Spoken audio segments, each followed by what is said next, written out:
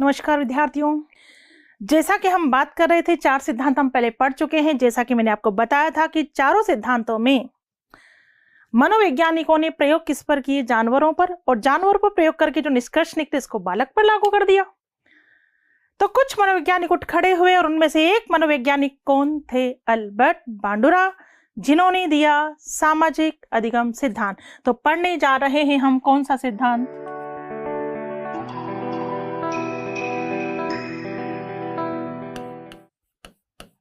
सामाजिक अधिगम सिद्धांत। इंग्लिश में कहेंगे सोशल लर्निंग थ्योरी। ठीक है, सामाजिक अधिगम सिद्धांत, या हम इसे कहेंगे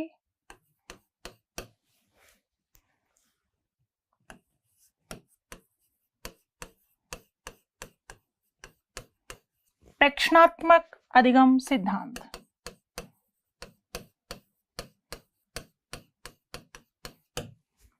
या कहेंगे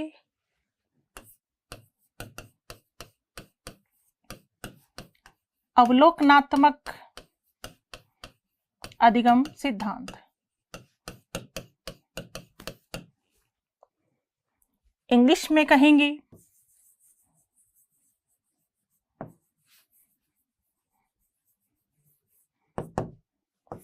ऑब्जर्वेशनल लर्निंग थ्योरी।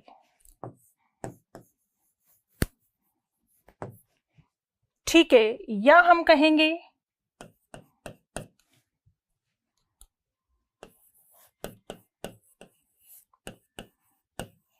अनुकरणात्मक अधिगम सिद्धांत।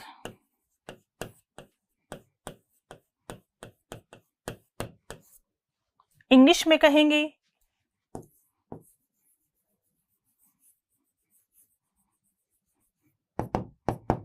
Imitation theory.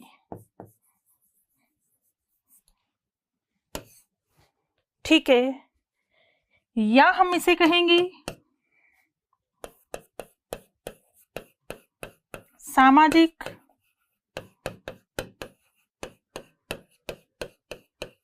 संज्ञानात्मक सिद्धांत। Social cognitive theory.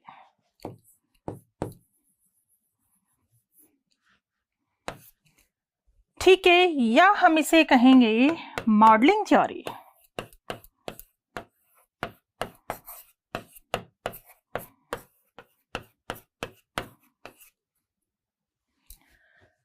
बहुत सारे नाम है, देखिएगा इधर। सामाजिक अधिगम सिद्धांत, सोशल लर्निंग थ्योरी। प्रेक्षणात्मक कह दो, अवलोकनात्मक अधिगम सिद्धांत कह दो, ऑब्जर्वेशनल लर्निंग थ्योरी। अनुकरणात्मक अधिगम सिद्धांत यानी इमिटेशन थ्योरी। सामाजिक संज्ञानात्मक सिद्धांत, सोशल कॉग्निटिव थ्योरी, या हम इसे मॉडलिंग थ्योरी भी कह सकते हैं। ठीक है, तो सामाजिक अधिगम सिद्धांत प्रवर्तक कौन है? अल्बर्ट बांडुरा। देखिएगा इधर, प्रवर्तक है। कौन सा सिद्धांत पढ़ रहे हैं हम? सामाजिक अधिगम सिद्धांत। प्रवर्तक है अल्बर्ट बांडुरा। अल्बर्ट बांडुरा,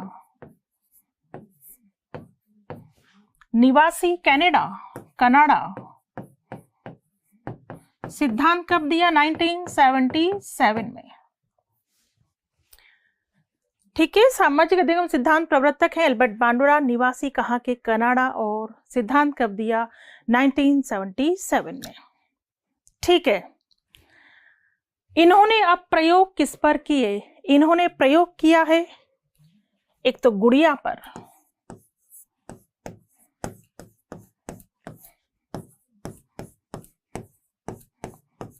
बोबोडोल जिसका नाम था, और दूसरा प्रयोग किया है जीवित जोकर पर।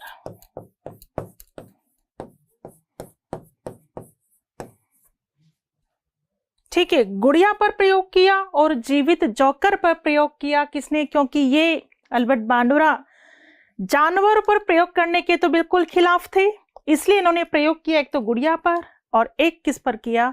जीवित जोकर पर। प्रयोग क्या किया आप देखेंगे इधर।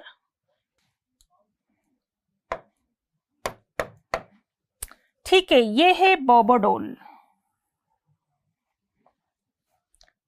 बोबोडोल इस तरह की होती है एक्चुअली, यहां पर ज्यादा वेट होता है, यहां पर थोड़ा सा कम वेट होता है। और अगर आपने देखा होगा छोटे बच्चों के पास इस तरह की डोल होती है, अगर यहां से इसको मुक्का मारा जाता है तो ये गिरते हुए वापस खड़ी हो जाती है। ऐसा ही होता है, क्योंकि यहां ज्यादा वेट होता है तो ये यहां से तो टिकी रहती है एक जगह। अगर यहां से इसको पुश किया जाए, यहां से इसको मारा जाए, तो ये डोल ऐसे गिरती है और गिर के वापस खड़ी हो जाती। तो सुनिए प्रयोग क्या था। अल्बर्ट बांडुरा ने क्या किया, छोटे छोटे बच्चों को एक हॉल में बैठा दिया। छोटे छोटे बच्चे होते हैं, जैसे किंडरगार्टन के जो बच्चे होते हैं, उनको एक हॉल में बैठा दिया और उन्हें फिल्म दिखाई। उस फिल्म में इस तरह की गुड़िया दर्शाई जाती है।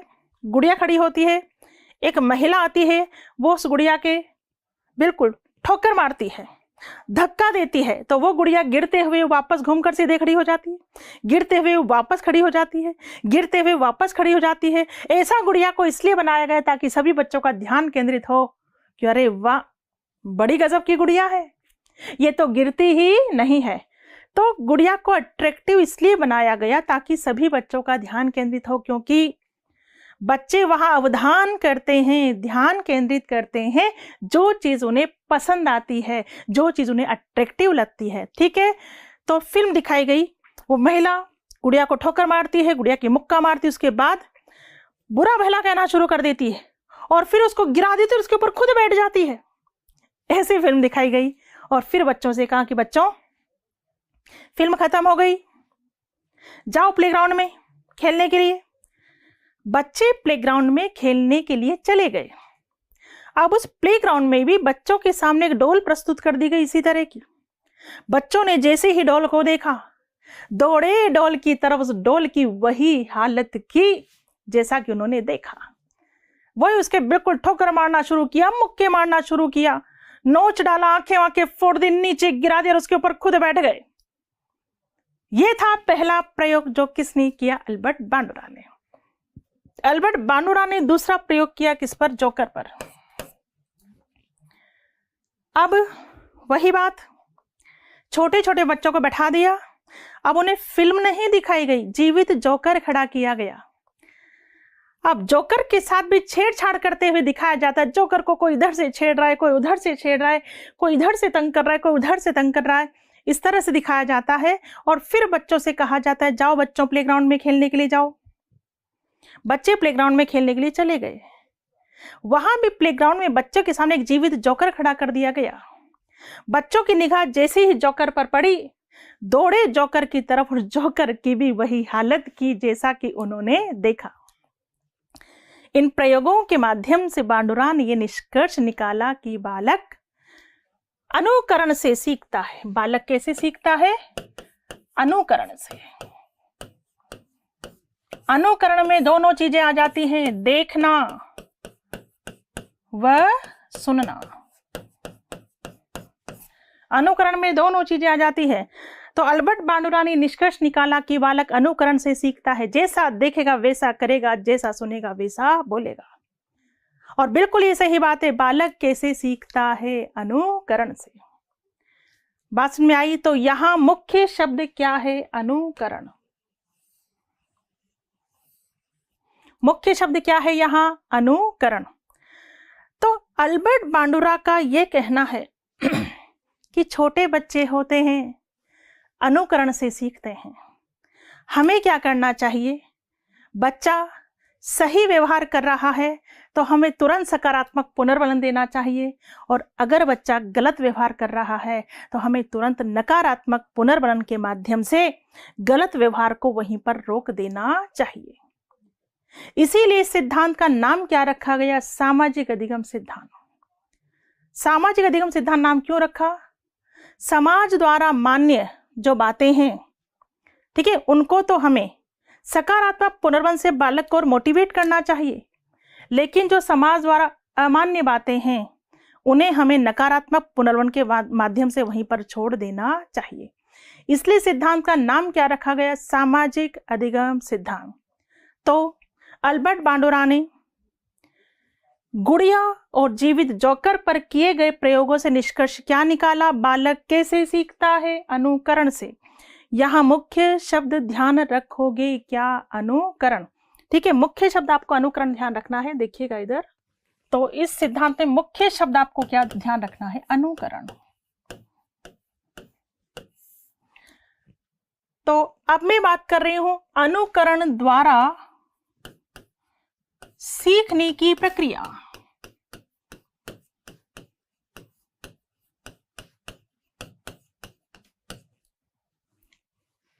यानी अनुकरण द्वारा बच्चा कैसे सीखता है? देखिए, सबसे पहले बच्चा क्या करता है? अवधान। अवधान यानी अटेंशन, ध्यान केंद्रित।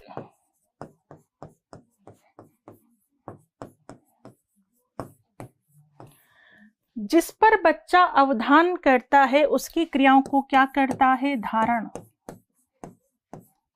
क्या करता है? धारण। फिर उन्हीं का क्या करता है? पुनः प्रस्तुतीकरण। पुनः प्रस्तुतीकरण, ठीक है। उसके बाद बच्चे को क्या मिलता है? पुनर्बलन। और यही पुनर्बलन किसका काम करता है? अभिप्रेरणा का। अब देखिएगा इधर, ये अनुकरण द्वारा सीखने का प्रोसेस है और इसमें क्रम यही रहेगा। क्रम यही रहेगा, सबसे पहले अवधान, उसके बाद धारण, फिर पुनः प्रस्तुतिकरण और फिर पुनर्बलन। सबसे पहले बच्चे को जो भी चीज पसंद आती है बच्चा उस पर क्या करता है? अवधान, ध्यान केंद्रित करता है। जो भी चीज बच्चे को पसंद आती है उस पर बच्चा अवधान करता है, फिर उसी की क्रियाओं को क्या करता है? धारण। ठीक है, डॉल पर प्रयोग किया गया, बोबो डॉल पर प्रयोग किया गया, तो बच्चे ने उस डॉल पर क्या किया? अवधान। उस क्रियाओं को क्या किया? धारण। फिर जब बच्चे से कहा गया कि जाओ प्लेग्राउंड में, वहां जाकर बच्चे ने उन्हीं का क्या किया? पुनः प्रस्तुतिकरण। पुनः प्रस्तुतिकरण। जब बच्चा प्रस्तुतिकरण कर रहा है, अगर उसे सकारात्मक पुनर्बलन दे दिया जाएगा तो वह व्यवहार स्थायी हो जाएगा, और नकारात्मक पुनर्बलन दे दिया जाएगा तो बच्चा अपने उस व्यवहार को वहीं पर रोक सकता है, क्योंकि वही चीज, वही पुनर्बलन उसके लिए क्या बन जाएगा? मोटिवेशन। आज आपने गलत व्यवहार पर क्या दे दिया? उसे पुनर्बलन दे दिया, तो कल वापस उस गलत व्यवहार को वो करेगा, क्योंकि आपका पुनर्बलन उसके लिए क्या बन गया? मोटिवेशन बन गया, और वो गलत काम करेगा।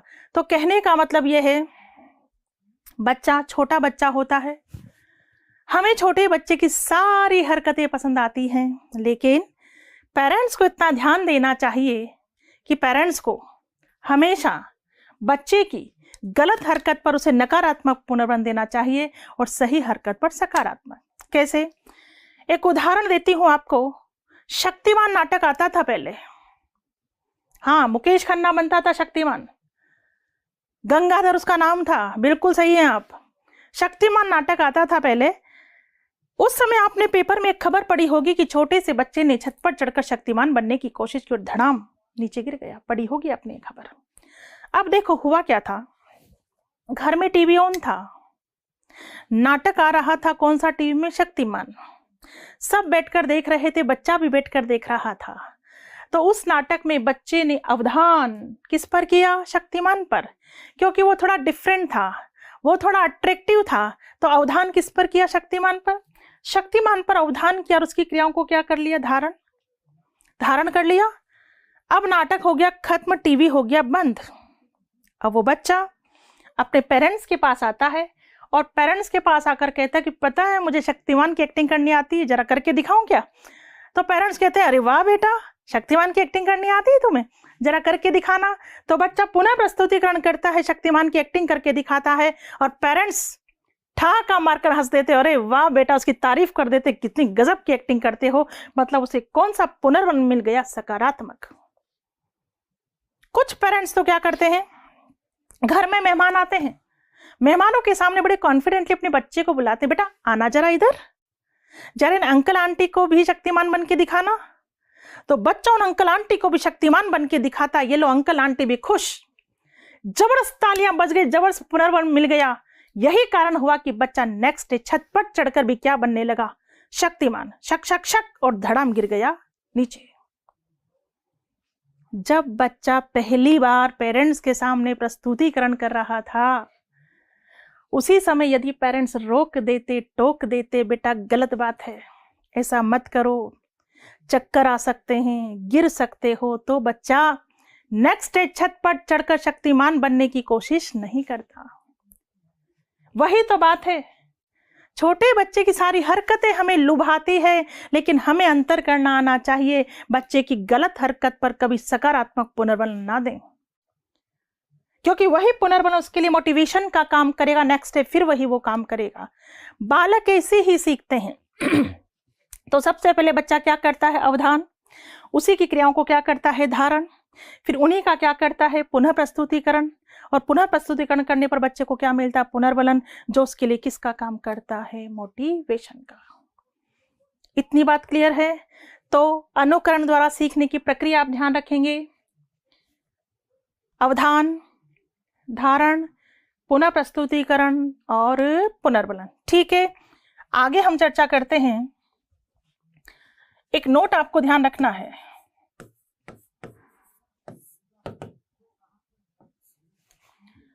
वो है जिसको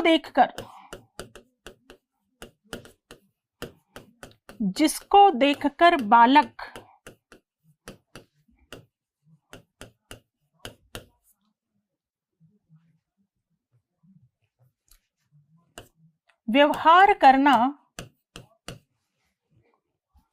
व्यवहार करना सीखता है, उसे प्रतिमान, मॉडल कहते हैं, मॉडल कहते हैं।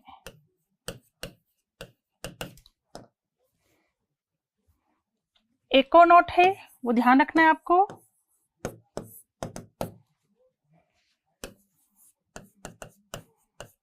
दूसरों के व्यवहार को देखकर सीखना, देखकर सीखना सामाजिक अधिगम कहलाता है।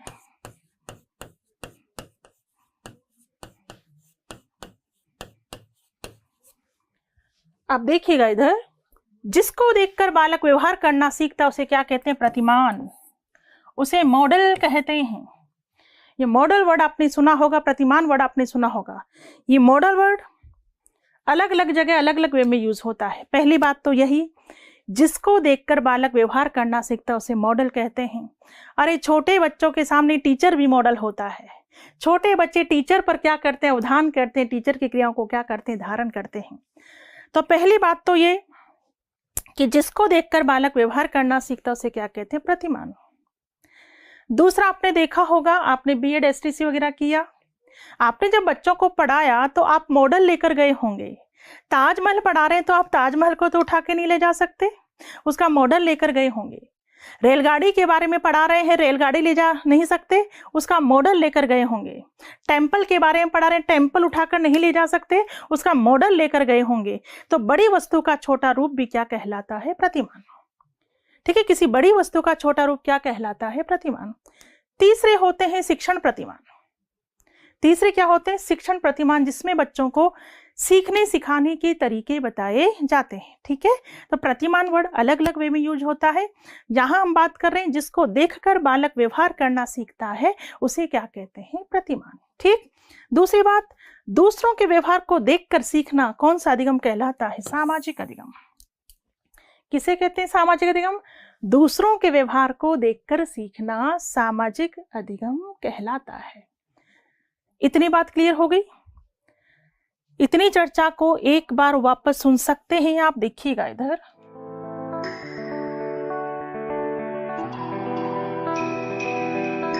पहले तो नाम देख लीजिए कौन कौन से हैं।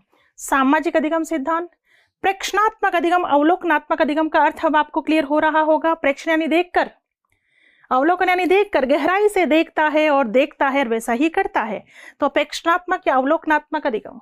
ठीक है, अनुकरणात्मक समझ में आ गया होगा। बच्चा अनुकरण से सीखता है, जैसा देखेगा वैसा करेगा, जैसा सुनेगा वैसा बोलेगा। सामाजिक संज्ञानात्मक सिद्धांत, सामाजिक संज्ञानात्मक क्यों कहा गया? क्योंकि सामाजिक वातावरण से सीखता है, दूसरों के व्यवहार को देखकर सीखता है, जिससे उसका ज्ञान का भी क्या होता है? विकास। संज्ञानात्मक ज्ञान का क्या होता है? विकास। सामाजिक संज्ञानात्मक ध्यान रखिएगा। ठीक है, मैं विकास टॉपिक आपको पढ़ा चुकी हूं। मैंने कहा ना, जिस सीक्वेंस से पढ़ा रही हूं उसी सीक्वेंस से पढ़ना, तो पूरी विषय वस्तु कैसी कैसी समझ में आएगी। मैंने आपको बाल विकास में कई सिद्धांत पढ़ाए हैं। मैंने आपको वहां संज्ञानात्मक सिद्धांत भी पढ़ाया है। ठीक है, संज्ञानात्मक सिद्धांत भी पढ़ाया है, सामाजिक सांस्कृतिक सिद्धांत भी पढ़ाया है। ये सारी चीजें आपको पता होना चाहिए कि कौन कौन सा सिद्धांत किसने दिया है। बताइए, संज्ञानात्मक सिद्धांत तो किसने दिया था? किसने दिया था? जीन पियाजे ने। मनोसामाजिक विकास सिद्धांत किसने दिया था? एरिक्सन ने। मनोसामाजिक विकास सिद्धांत एरिक्सन ने। सामाजिक सांवेगिक विकास सिद्धांत किसने दिया था? शब्दों पे फोकस करना। सामाजिक सांवेगिक, सामाजिक सांवेगिक किसने दिया था? यूरी ब्रॉनफेनब्रेनर। वाइगोत्स्की ने कौन सा दिया था? सामाजिक सांस्कृतिक। वाइगोत्स्की ने कौन सा दिया था? सामाजिक सांस्कृतिक। शब्दों पर फोकस करना, सब अलग है। पूछ लिया जाए सामाजिक संज्ञानात्मक, सामाजिक संज्ञानात्मक कौन सा सिद्धांत है? सामाजिक अधिगम सिद्धांत है, सामाजिक संज्ञानात्मक। ठीक है, सामाजिक संज्ञानात्मक एक ही बार आया है, कंफ्यूज मत होना। वो सामाजिक सांस्कृतिक था, जो किसने दिया था? वाइगोत्स्की ने। सामाजिक सांस्कृतिक। सामाजिक सांवेगिक किसने दिया था? यूरी ब्रॉनफेनब्रेनर। मनोसामाजिक किसने दिया था? एरिक्सन। संज्ञानात्मक किसने दिया था? जीन पियाजे। क्लियर? मॉडलिंग थ्योरी भी इसे कहते हैं, क्योंकि बालक जिसको देखकर सीखता है उसे क्या कहते हैं? मॉडल कहते हैं, प्रतिमान कहते हैं। तो नाम क्लियर है आपको? ठीक है, तो ये सिद्धांत दिया किसने है? अल्बर्ट बांडुरा ने दिया। अल्बर्ट बांडुरा कहाँ के निवासी थे? कनाडा। सिद्धांत कब दिया? 1977 में। प्रयोग किस पर किया? गुड़िया पर। उस गुड़िया का नाम क्या था? बोबोडोल। तो इनका जो सिद्धांत है वो, इनका सिद्धांत बोबोडोल स्टडीज के नाम से जाना जाता है। ठीक है, बोबोडोल स्टडीज के नाम से जाना जाता है, क्योंकि प्रयोग किया था बोबोडोल पर, और दूसरा प्रयोग किस पर किया था? जीवित जॉकर पर। ठीक है, प्रयोग क्या किया था आपको पता है? पहला प्रयोग गुड़िया पर किया और फिर प्रयोग किया किस पर? जीवित जॉकर पर। अनुकरण द्वारा बच्चा कैसे सीखता है? अवधान करता है, धारण करता है, उन्हीं क्रियाओं का पुनः प्रस्तुतिकरण करता है, और फिर उसे क्या मिलता है? पुनर्बलन। और पुनर्बलन ही किसका काम करता है? अभिप्रेरणा का। क्लियर? तो यहां पर मुख्य शब्द क्या निकल रहा है? अनुकरण। बालक कैसे सीखता है? अनुकरण से।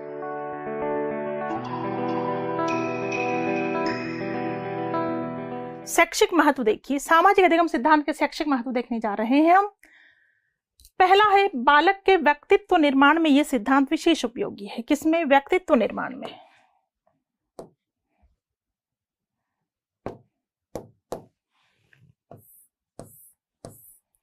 व्यक्तित्व निर्माण में यह सिद्धांत विशेष उपयोगी है। कैसे?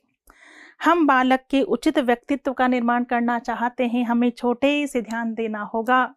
बच्चा क्या देख रहा है, बच्चा क्या सुन रहा है, बच्चा क्या कर रहा है। अगर हम बालक के उचित व्यक्तित्व का निर्माण करना चाहते हैं, छोटे से ध्यान देने की आवश्यकता है। बच्चों पर ध्यान दें, बच्चों पर फोकस करें।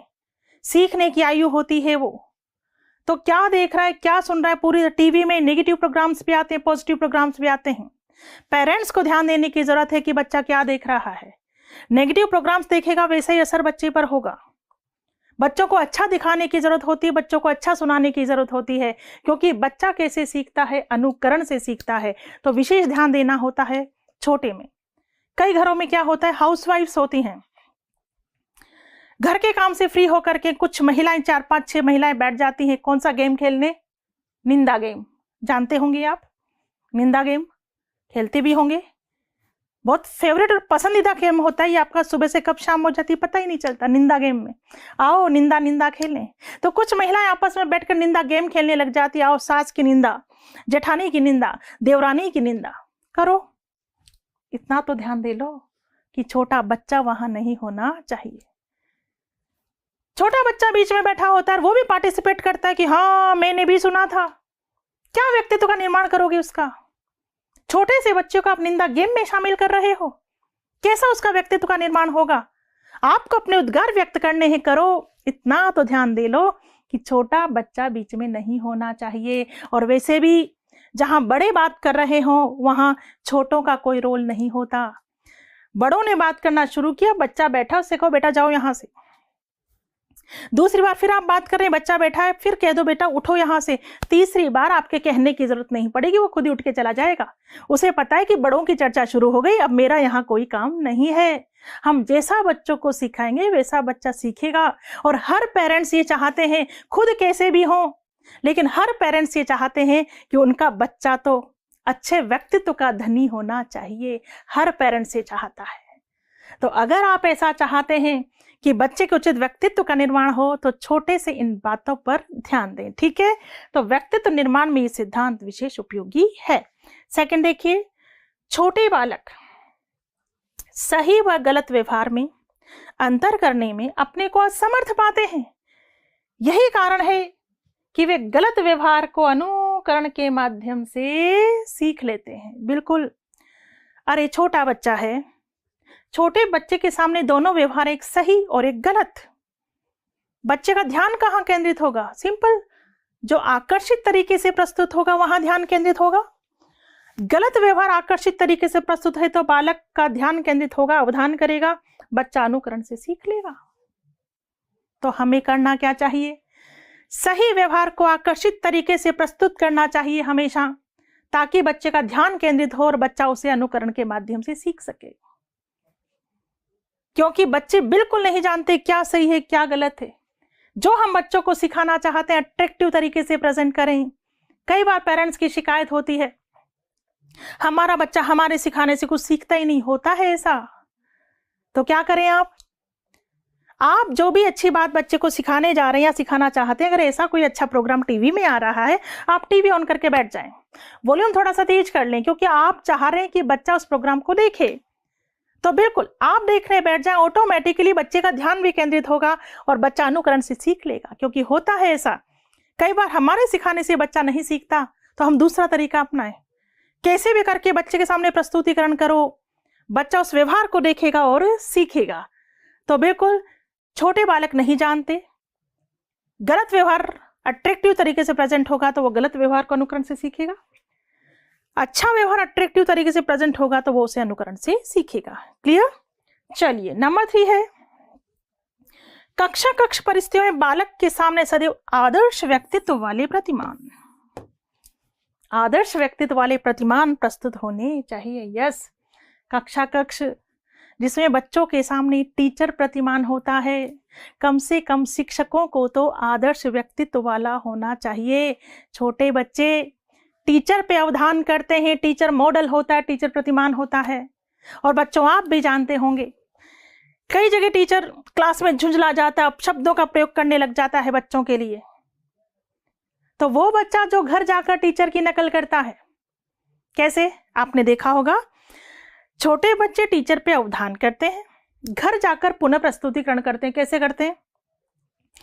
एक बच्चा चेयर पे बैठ जाएगा, कॉलोनी के बाकी बच्चे सामने बैठ जाएंगे। एक बच्चा वो टीचर बनने की एक्टिंग कर रहा है, टीचर बनने की एक्टिंग कर रहा है और अच्छे से पढ़ा रहा है, क्योंकि टीचर मान लो उसे अच्छे से पढ़ाता है। वो भी, चलो बच्चों ये पाठ पढ़ो, तुम बैठ जाओ, शोर मत करो। आप मुझे पहले बताओ, इस हरकत पर आप बच्चे को कौन सा पुनर्बलन दोगे, सकारात्मक या नकारात्मक? कौन सा दोगे? सकारात्मक। टीचर ही तो बन रहा है, और टीचर को इसीलिए आदर्श प्रतिमान वाला होना चाहिए, क्योंकि बच्चा सीधे अनुकरण करता है और घर जाकर एक्टिंग करता है। पर एक बात बताओ, एक बच्चा है, वो घर जाकर पुनः प्रस्तुतिकरण कैसे करता है? खुद खड़ा हो गया और फैमिली मेंबर्स को भी बैठा लिया, आस पड़ोसियों को भी बुला लिया, और फिर बच्चा बोलता है कि पता है हमारा टीचर चलता कैसे है। फिर वो मटक मटक के चल के बताता है, पता है हमारा टीचर बोलता कैसे, मिमिक्री करके बताता है। और इस पर भी कई पेरेंट्स ठाका मारकर हंस देते हैं, जबकि नहीं हंसना चाहिए।